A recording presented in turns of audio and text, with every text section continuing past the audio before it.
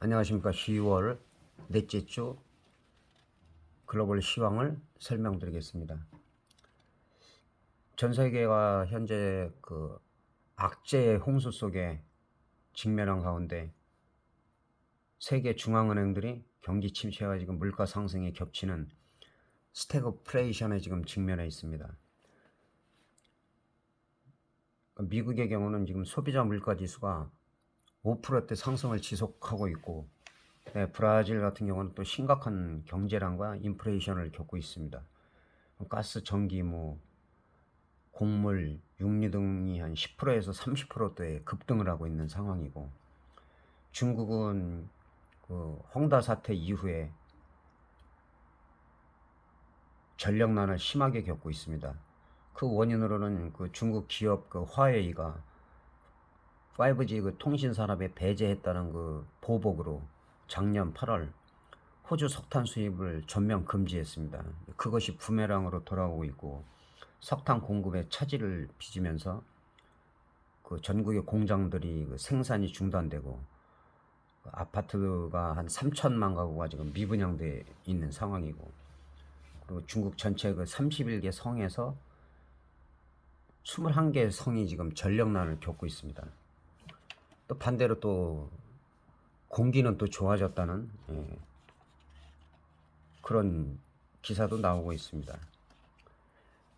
그래서 악재가 지금 많은 가운데 미국 시장 같은 경우는 그 전고점을 돌파해서 9월 20일 이후에 그 쌍바닥을 그리면서 계속 강한 모습을 보이고, 최근에 그 고점을 갖다가 돌파했어요. 새롭게 경신을 하고 지금 여기서 돛지를 만든 상태인데, 여기서 횡보를 어느 정도 하다가 다시 한번 또 한 단계 레벨업이 되느냐, 또 한번 조정을 거쳤다가 가는데, 미국 같은 경우는 디폴트 위기가 있었는데 올해 12월까지 또 연기가 됐어요.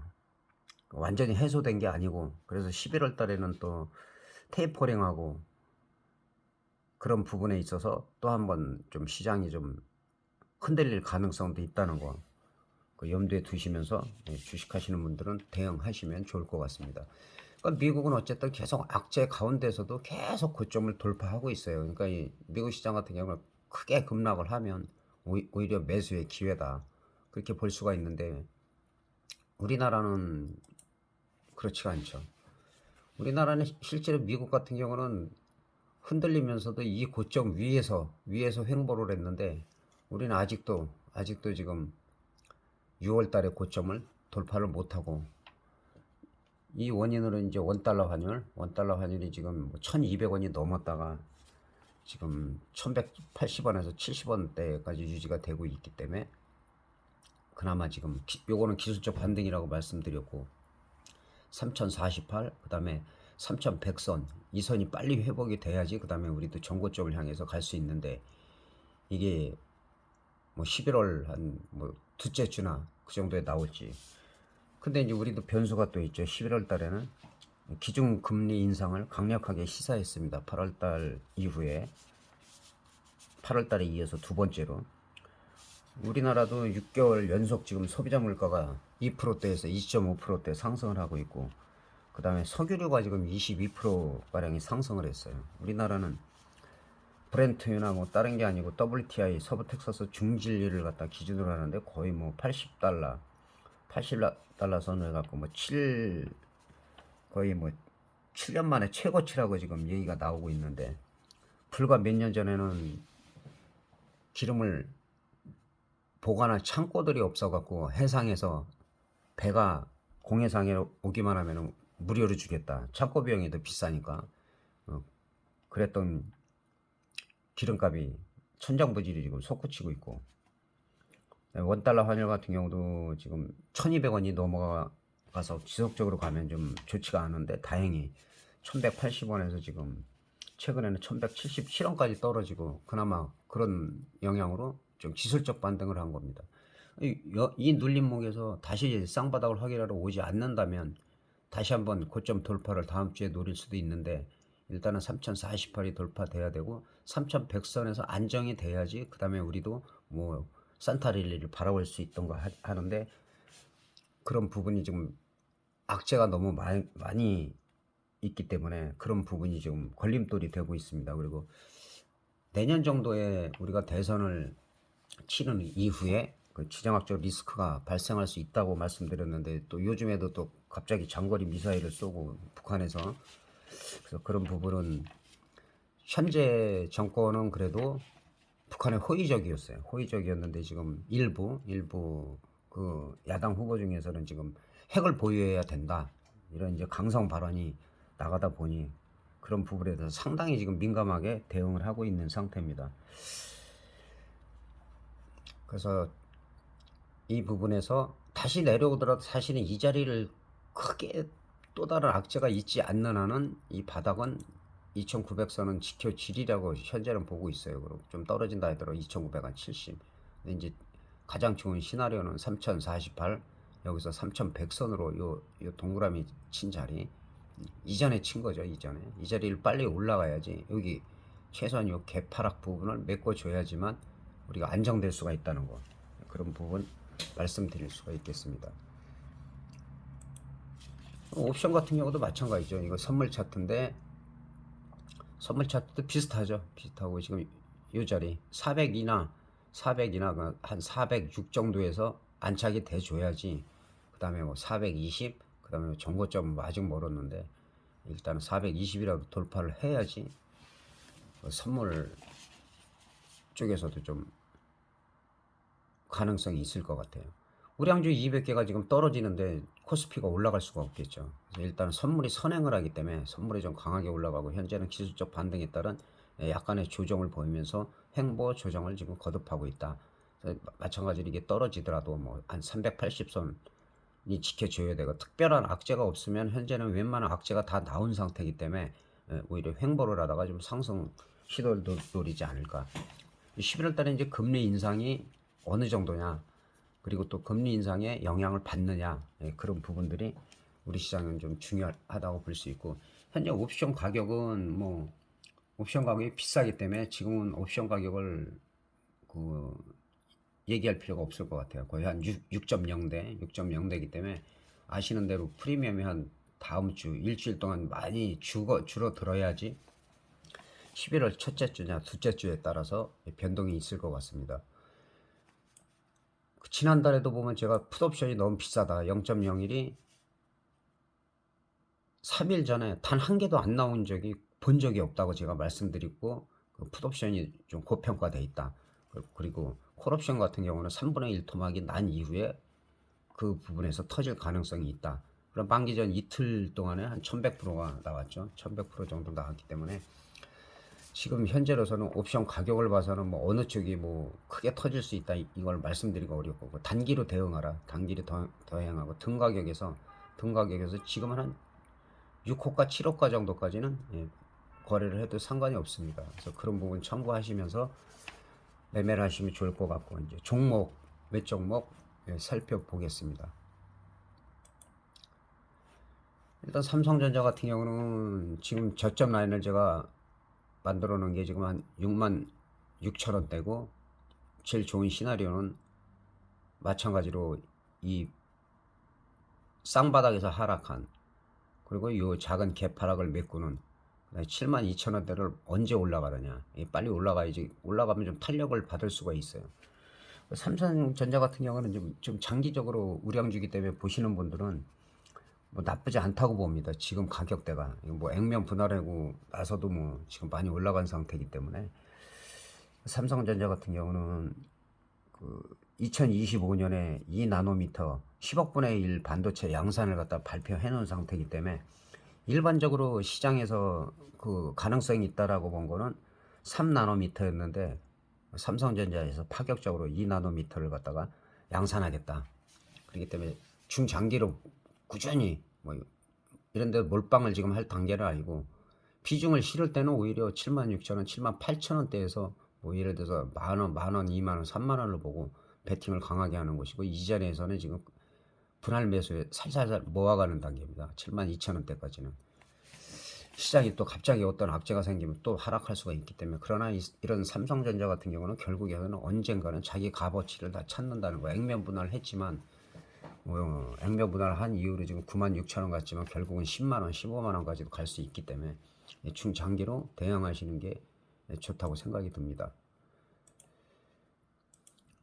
그리고 카카오는 뭐 아시는 대로 아주 작년에 훌륭한 지속적인 말씀을 드린 거고, 이게 원래는 11만 4천원대 11만 4천원대만 지지가 되면은 나쁘지 않다 그랬는데 살짝 이탈을 했어요. 이탈하고 바로 올라왔죠. 바로 올라왔기 때문에 11만 4천원, 지금은 이제 11만원대만 견조하게 지켜지면 지장이 없다. 그리고 1차적으로 여기서 반등이 나왔을 때 제가 말씀드린 가격대죠. 12만 8천원. 그런데 카카오도 마찬가지로 13만 5천원에서 13만 8천원 사이에 안착이 될 때 이 점이 위에서 안착이 될 때 오히려 탄력을 받을 수가 있다는 거. 근데 지금은 오히려 살짝 눌리면 11만, 지금은 8천원 11만 4천원대는 분할 매수 기회다. 매수 시점을 물어보신 구독자분들이 있기 때문에 말씀드립니다.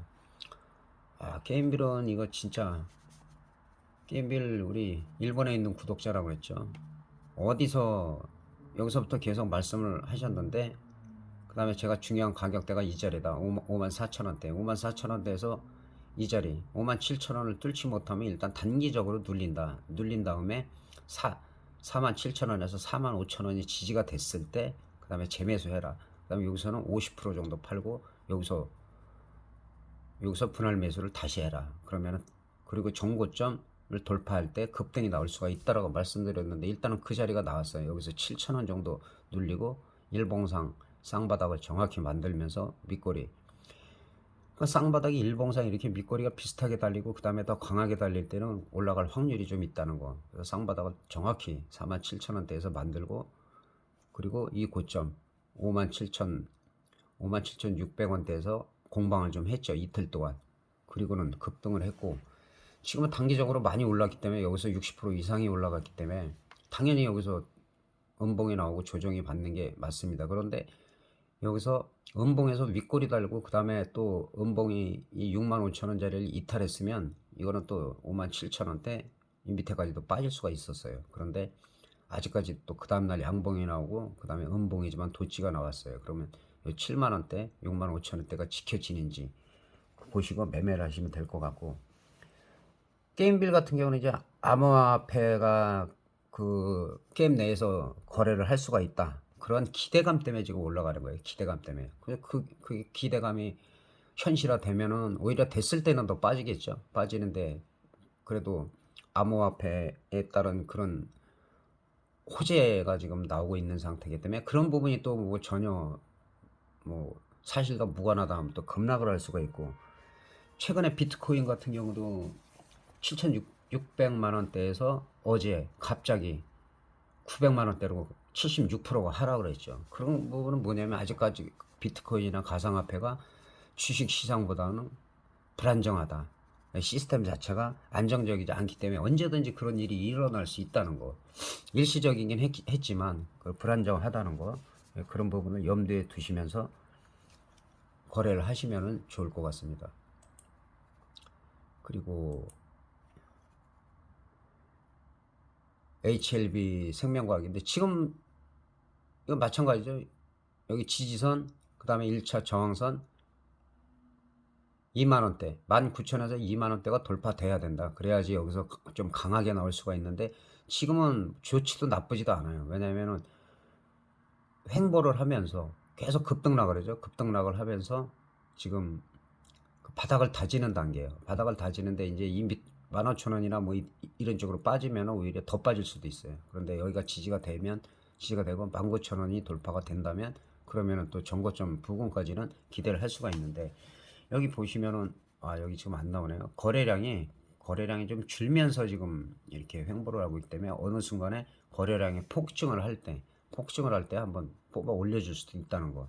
지금 현재 바닥을 다지고 있는 상태라는 거. 시간이 한 일주 정도는 좀 봐야 될 것 같아요.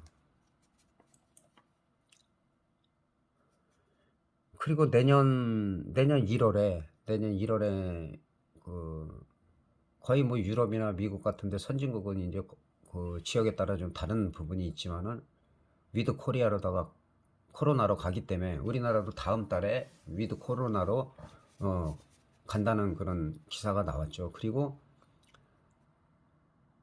내년 1월 정도에 지금 유럽 해외 자유화가 지금 예정돼 있습니다. 대한항공 같은 경우도 그 정거점 근처까지 갔다가 이 부분도 구독자분이 상담하셔서 여기서는 좀 팔아줘야 된다고 했고 지금 잘 눌렸어요. 이거 눌린 거지 뭐 급락이 아닙니다. 그리고 29,000원이나 27,500원 정도가 지켜진다면은 오히려 나쁘지 않다. 그리고 지금 단기적으로 보면은 32,000원이 올라갔을 때 정고점 시도를 한 번 더 노릴 수가 있다. 마찬가지로 하나, 둘, 세 번에서 만약에 삼산인데 삼산에서 맞고 떨어진다면은 일단은 단기적으로 매도가 맞아요. 뭐 절반을 팔든 3분의 1을 팔든 그리고 또 어느 가격에서 이렇게 횡보를 할 때 그때가 매수 기회다. 그리고 어쨌든 간에 지금 유가가 급등을 해갖고 좀 약세를 보이는 영향도 있는데 우리가 내년 3월 정도에 그 한 15% 정도 세금을 갖다가 줄여준다고 하니까 그리고 1월 달에 유럽 여행 자유화가 되고 하면은 뭐 대한항공이라든지 뭐 참 좋은 여행이라든지 모두 투어라든지 아니면은 예, 롯데 관광개발 이런 쪽으로는 그렇게 나쁘지 않을 것 같습니다. 롯데 관광개발 같은 경우는 한 지금으로 봐서는 한 19,900원이 지지가 돼야 되고 1차 그 다음에는 18,000원대 이 밑에까지는 뭐 큰 영향을 받지 않을 것 같고 이런 부분에서 지지가 돼갖고 22,000원을 돌파했을 때는 정고점인 23,650원을 갈 수가 있다. 근데 내년 1월에 유럽 쪽에 이제 여행이 자유화가 되고 전 세계적으로 이제 여행 자유화가 다시 풀리면은 그때는 또 크게 갈 수도 있겠죠. 그리고 단기적으로 보면은 내년 여름 되면은 오히려 성수기가 되니까 그럴 때 분할 매도를 하는 게 맞습니다. 그래서 미리미리 대응을 하는 것이 나쁘지 않다고 보이고 그래서 오늘 영상은 제가 지난주에 올리려고 했는데 500개가 넘게 핸드폰에 저장이 돼 있다 보니 휴지통을 비워야 되는 걸 몰랐어요. 그냥 삭제만 하면 되는 줄 알았는데 그래서 그런 부분이 해소가 안 돼 갖고 영상을 늦게 올리게 됐습니다. 언제든지 궁금한 그 선물 옵션이나 뭐 주식에 대한 부분이 궁금하거나 좀 어려운 부분이 있다면 언제든지 댓글도 다시고 연락 주시기 바랍니다. 대단히 감사합니다.